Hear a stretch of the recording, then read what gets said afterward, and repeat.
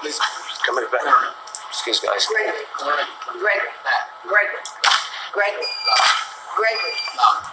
Nigel. Gregory. Ben. Nigel. Gregory. Ben.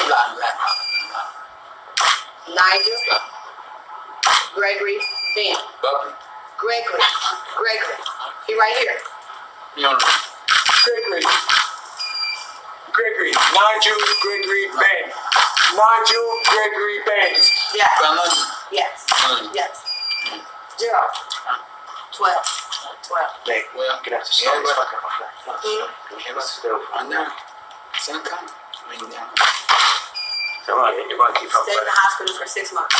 6 months. No.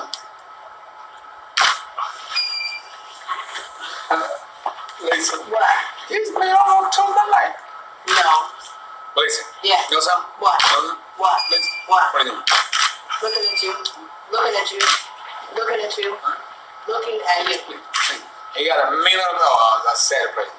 Sad. Come here, guys. Come here. Just think one more. Just Nigel. James 2:13. For he shall have judgment without mercy, that hath shown no mercy, and mercy rejoices over judgment. Call Allah Yahweh by Hashem Yahushua. Double honors to the apostles and elders that rule well.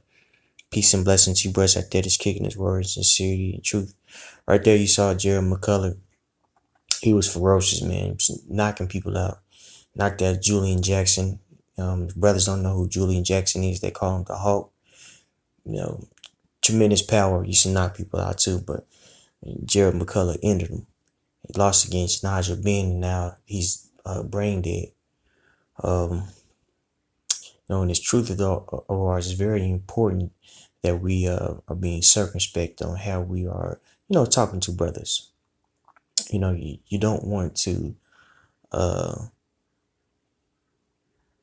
belittle a brother, or downplay a brother's perspective because you want to,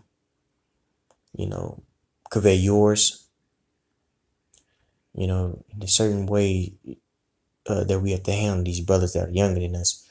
A lot of times when you want to a brother to act a certain way, we tend to use criticism, in order to, galvanize a brother to do better. But a lot of times, using that sword isn't always good.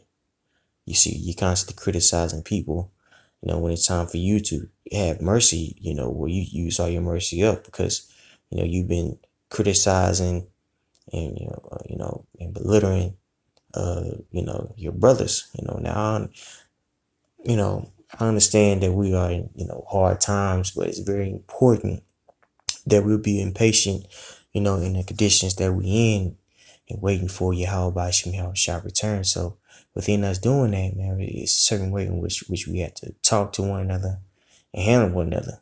And that goes for all of us, man, in this truth of ours, man. You have to be careful how you talk to your brother,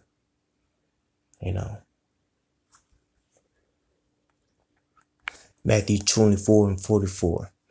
Therefore be ye also ready, for in such an hour as ye think not the Son of Man cometh.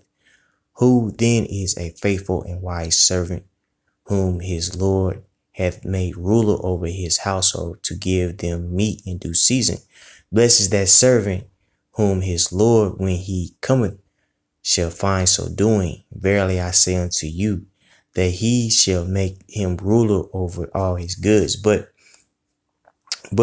and if that evil servant shall say in his heart, my Lord delayeth his coming, and shall begin to smite his fellow servants, and to eat and drink with the drunkard, the Lord of that servant shall come in a day which he looketh not for him, and in an hour that he is not aware of, and shall cut him asunder, and appoint him his portion with the hypocrites. There shall be weeping and gnashing of the teeth. So, you get frustrated in this walk of ours, man, dealing with different spirits, especially if you're, a ranking brother, you get frustrating, So what? Who cares? Your emotions shouldn't dictate, how you act, man. It's certainly how you treat a fellow brother that's been toiling for you for years. You see what I'm saying? There's a certain way in which we need to talk and handle one another. You see what I'm saying? This isn't for any particular person. This was just on my spirit.